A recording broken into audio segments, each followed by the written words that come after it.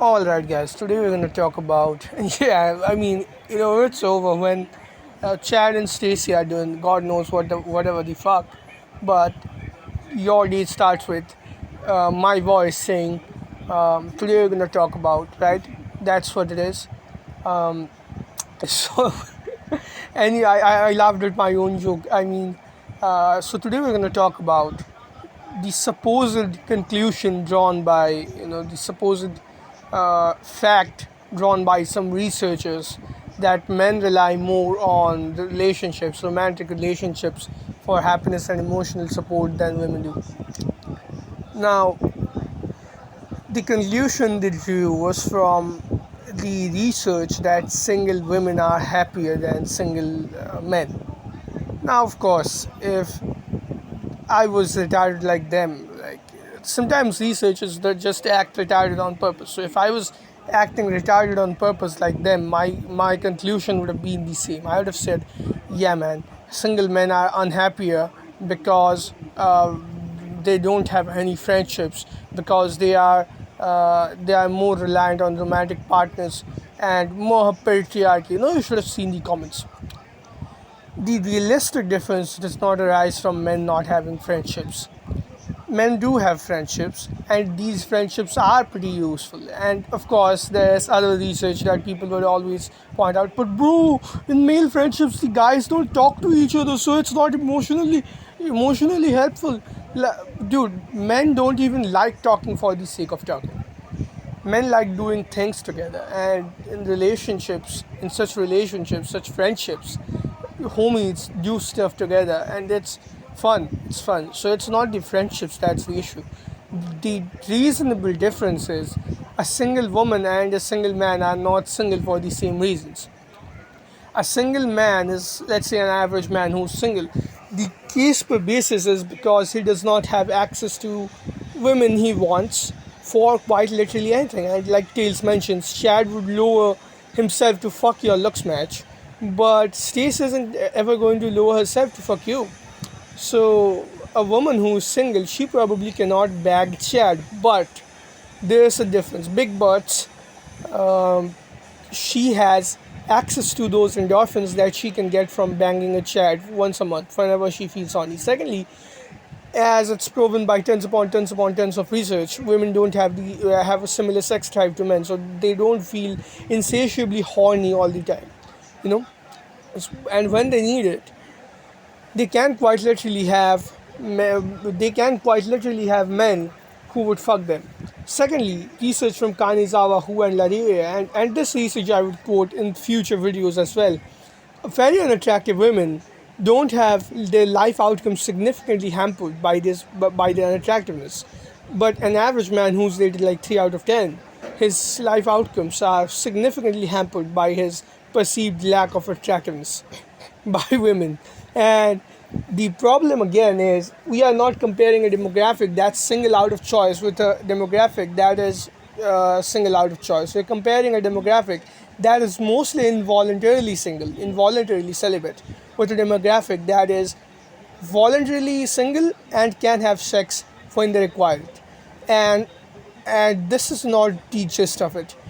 The biggest thing that people completely overlook is the constant validation that single women, let's say who these women get simply for existing, simply for moving a feather, simply for posting something on social media. If you genuinely believe that that validation has no effect on a person's happiness, if you genuinely believe that that validation is all empty, people would be like, oh, but it's just empty validation, but it's just meaningless sex. Guys, don't listen to it. It still gets the endorphins, it still gets the dopamine, it still leads to a happier person overall. It leads to a greater social circle. A guy posting the same things, doing the same thing, wouldn't be getting the same amount of validation. Like, if you guys follow tales about those homeless girls and shit like that, men are the ones willing to validate trash cans from side of the street. It's not because women have inherently better friendships. Women take longer to recover from failed friendships. Women bitch about each other much more. Women pass on reputation damaging information much more. Don't fall for it, guys. It's not because male friendships are worse. The reasonable difference is women are considered a lot more attractive. They get validation from the average member of the opposite sex, which they might not be attracted to, but they get validation. How many times have you had quote unquote unattractive women, ugly women, get up to you and tell you, "Oh, you look very pretty"? So have them throw themselves at you. You probably haven't felt that as well. It's not much of a difference if it's a sub 5 woman or a woman who is like a genuine Stacy. For any guy who's average or below or even above average, truth is you don't have, unless you are that guy, you don't really have, like let's say you're like a 5 to 5.5 guy, right? You don't have women throwing themselves at you. That's not how it works, guys. Like we all know this. Women are not throwing themselves at guys who are between that 4.5 to 5.5 range. While women who are objectively in that 4.5 range are rated above 5 by men. Men rate the average woman 5.5. Women rate the average man 3. A man who's like a 5.5 is rated 3.5 by women. That's the difference that you need to know, right? And so this is the reasonable difference in happiness.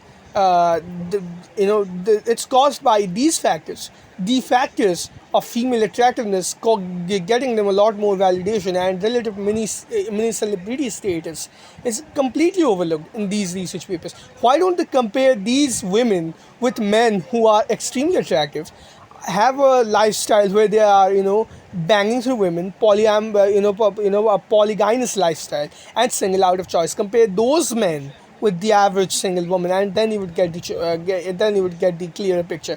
There's always a sampling bias in these studies. For example, studies that would always suggest that women are much more likely to get SA'd than men. You are not comparing the correct demographics. You are not comparing women to the men who are attractive, considered similarly attractive, and similarly weak. A teenage boy is as likely to get SA'd as a woman who's like 30, 40 years old. There's no difference. Guys, that's fact. These are sampling biases. These people constantly bring up that statistic that married women live shorter. But they conveniently leave out the statistic that women who are most likely to get married are attractive women.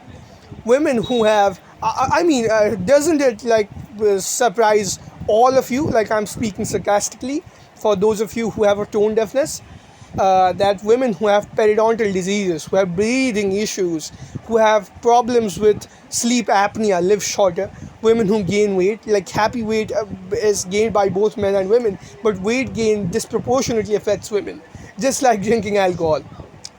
Has a 4 times greater, adverse effect on women than it does on men.